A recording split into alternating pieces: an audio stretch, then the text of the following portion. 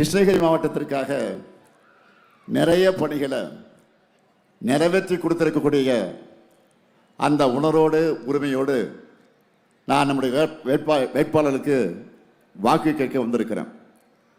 அந்த முக்கியமான சாதனைகளில் அனைத்தையும் சொல்வதற்கு நேரம் இல்லை. ஆனால் தலைப்புச் செய்தியாக சிலவற்றை மட்டும் நான் சொல்ல விரும்புகிறேன். ஓசூரில் 100 கோடியில் பிரம்மாண்ட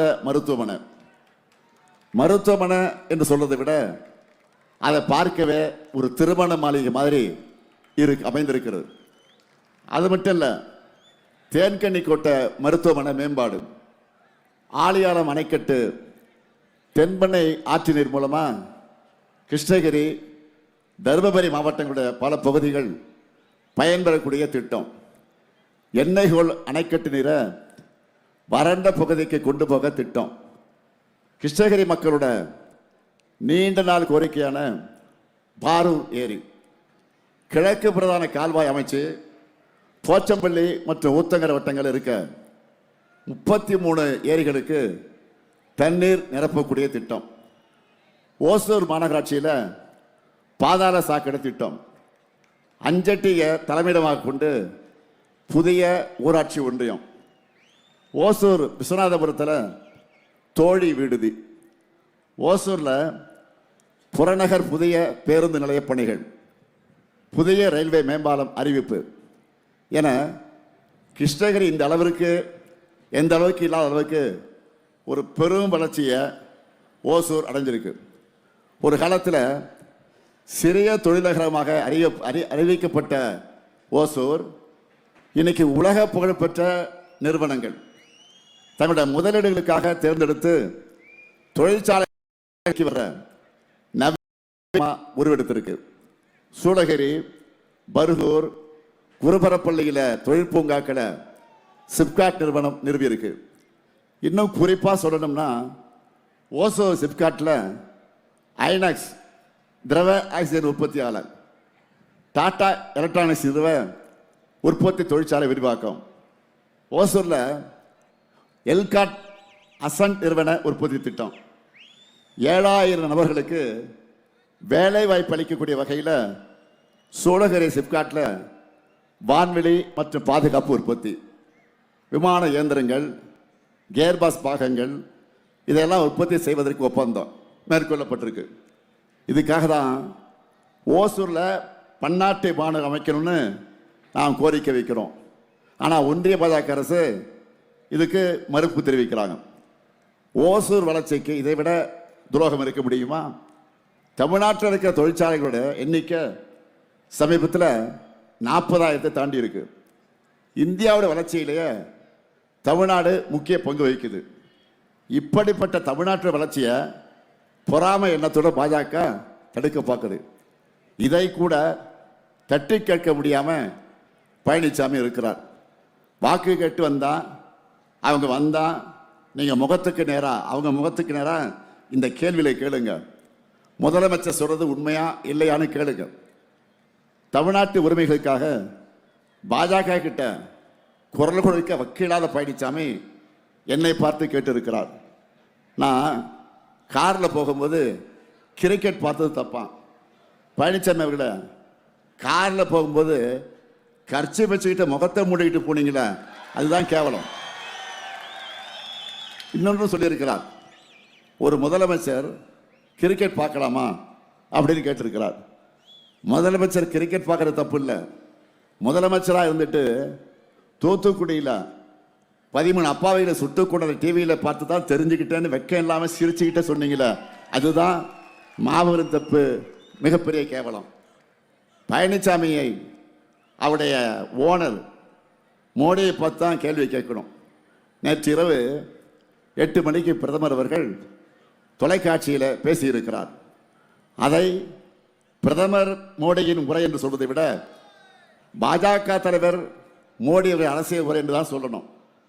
தேர்தல் நடத்தை விதிமுறை அமலில் இருக்கும்போது தேசிய கொடியின் பின்னணியில் வார்த்தைக்கு வார்த்தை எதிர்கட்சிகளை திட்டி அவர் பேசியிருக்கிறார்.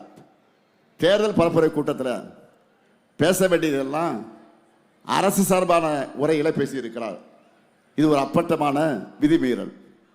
டீலிமிட்டேஷன் விவகாரத்தில், சட்ட விவகாரத்தில் நாடாளுமன்றத்தில் முதல் முறையாக தோல்வி அடைஞ்ச பதட்டத்தில் அவர் இப்படியெல்லாம் பேசிக்கிட்டு இருக்கிறார். தேர்தலுக்கு நடுவில் இந்த கருப்பு சட்டத்தை கொண்டு வந்தால் நாம் அசால்ட்டாக விட்டுருவோம்னு நினைச்சார். ஆனால் அப்படியே உல்டாவாக நடந்துருச்சு. தென் மாநில மக்கள் கொதிச்சு போயிருந்தாங்க. அவர் கூட்டணிக்கு படுதோல்வி உறுதியாகியிருக்கு. அதனால் டேமேஜ் கண்ட்ரோல் செய்ய இப்போ என்ன முயற்சி பண்ணுறார்? மகளிர் இடஒதுக்கீட்டை எதிர்கட்சிகள் தடுக்கிறாங்கன்னு சொல்லி அப்படிப்பட்ட அபாண்டத்தை அவர் செய்து கொண்டிருக்கிறார். இதுவும் வேலைக்கு ஆகலை.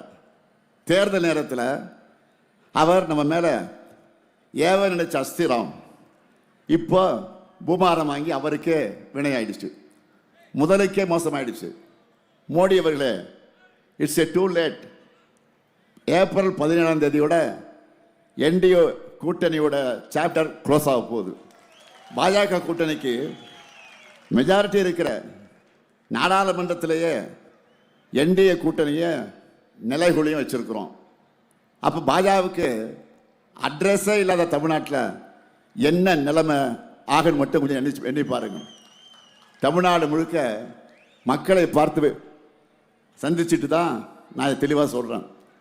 திராவிட மாடல் அரசினுடைய திட்டங்கள் எல்லா ஊர்லேயும் இன்றைக்கு செம்ம ரீச் ஆகிருக்கு. நான் எந்த வீட்டுக்கு போனாலும் அங்கே பயனாளிகள் இருக்காங்க.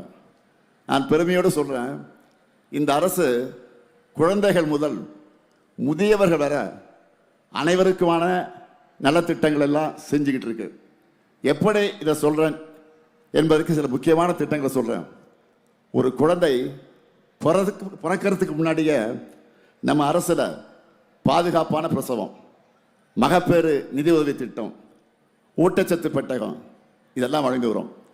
6 வயசில் இருந்து ஊட்டச்சத்தை உறுதி செய்ய திட்டம், பள்ளிக்கு வந்ததும் காலை உணவு திட்டம், அதையும் இனி 8ஆம் வகுப்பு வரை விரிவுபடுத்த போகிறோம்.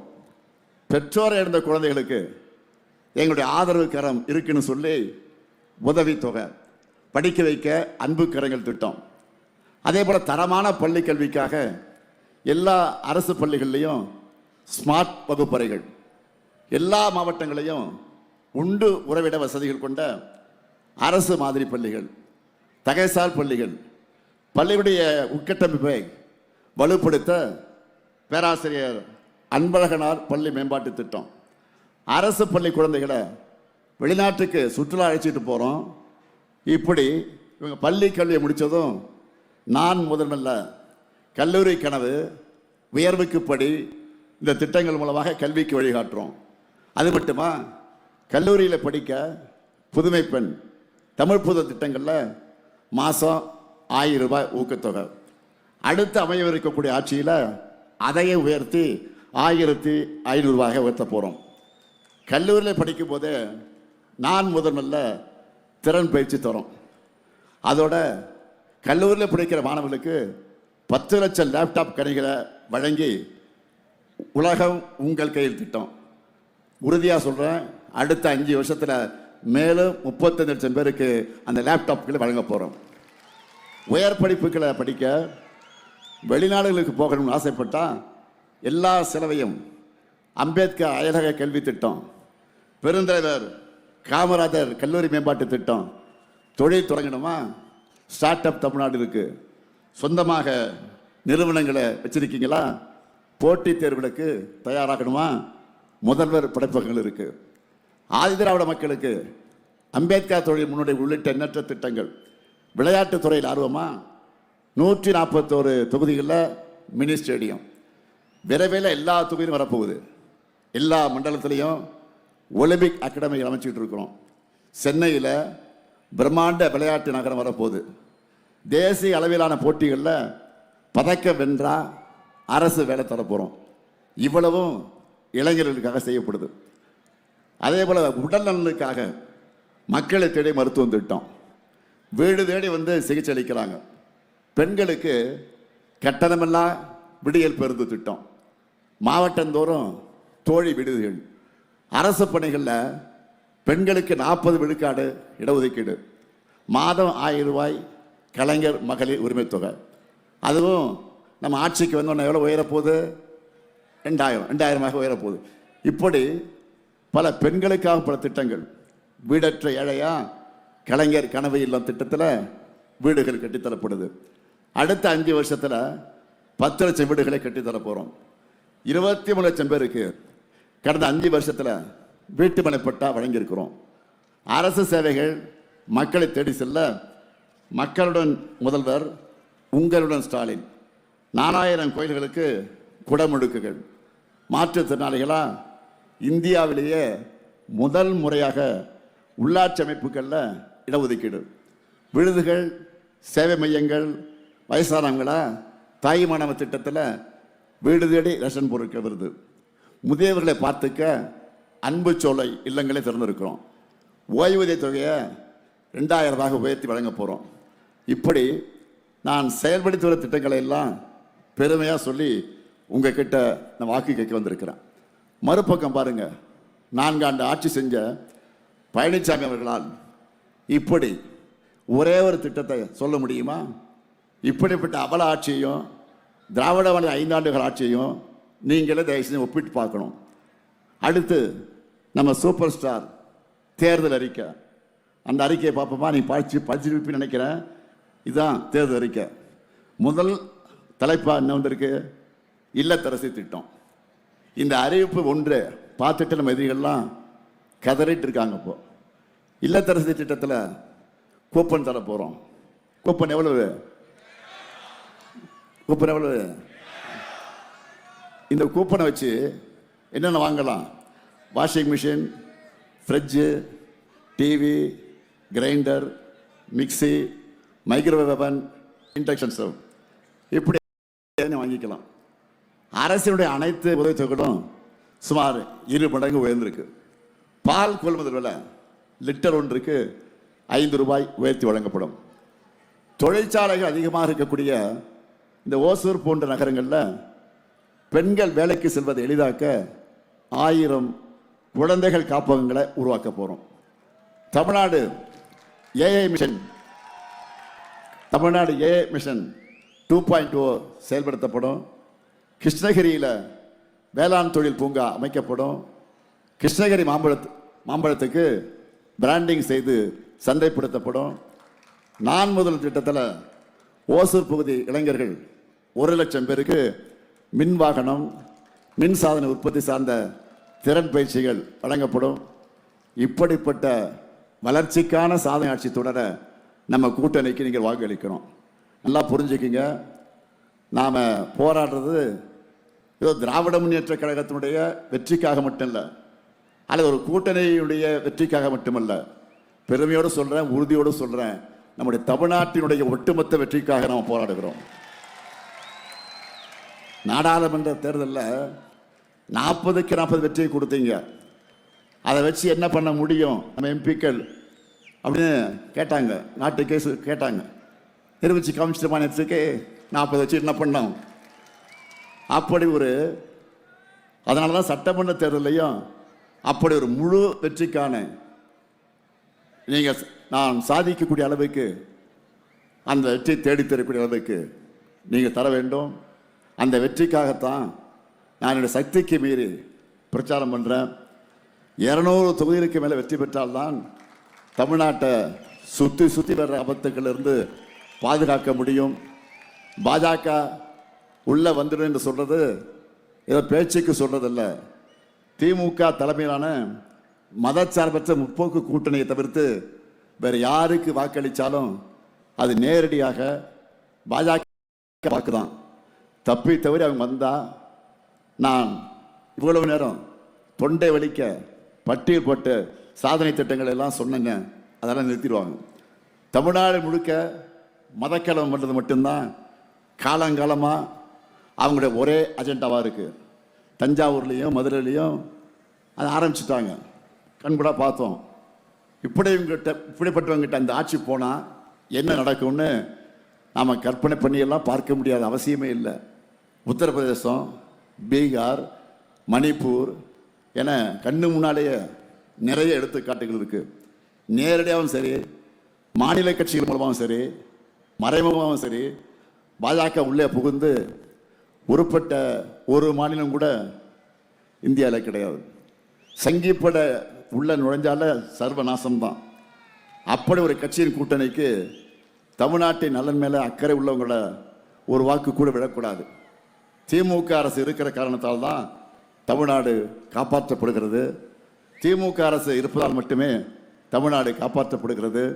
தமிழ்நாட்டுக்குள்ளே இருக்கக்கூடிய கட்சிக்குள்ளே எத்தனையோ கருத்து வேறுபாடுகள், கொள்கை வித்தியாசங்கள் இருக்கலாம். ஆனால் எந்த கட்சியையும் மக்களை பிரித்து வன்முறை தூண்டிவிட்டு அதை குளிர்காய மாட்டாங்க. ஆனால் பாஜக அப்படி இல்லை. பாஜக என்பது ஒரு அழிவு சக்தி. அதை உள்ளே விட்டால் நம்ம மாநிலமும் இருக்காது, மாநில கட்சிகளும் இருக்காது. என்டிஏ என்பது தமிழ்நாட்டை மதத்தாலே துண்டாடும், இந்தியை திணிக்கும். தொகுதி மறுவரையால் தமிழ்நாட்டு மக்களை அதிகாரமற்ற அகதிகளாக ஆக்குவார்கள். ஜம்மு காஷ்மீர் போல, புதுச்சேரி போல யூனியன் பிரதேசமாக்கி அராஜகம் செய்யும். அதனால தான் சொல்கிறேன், தமிழ்நாடு வெர்சஸ் என்டிஏ எனும் இந்த ஜனநாயக போரில் தனிப்பட்ட அரசியல் விருப்பு வெறுப்புகளுக்கெல்லாம் அப்பாற்பட்டு நம்முடைய தாய் தமிழ்நாட்டை காக்க மேடையில் இருக்கக்கூடிய வேட்பாளர் அத்தனை பேருக்கும் அவர்களுக்கு உரிய நம்ம சின்னங்களில் மதச்சார்பற்ற முற்போக்கு கூட்டணியை தான் ஆதரிக்கணும். நாடு வளம் பெற, நல்லாட்சி தொடர்ந்திட, தமிழ்நாடு தமிழ்நாடாக என்றும் இருக்க ஆதரிப்பேர் முற்போக்கு கூட்டணியை. தமிழ்நாடு வெல்லட்டும், தமிழ்நாடு வெல்லட்டும், தமிழ்நாடு வெல்லட்டும். நன்றி, வணக்கம். எங்க கதை அகர முதல தொட்டு தாடி கிளம்ப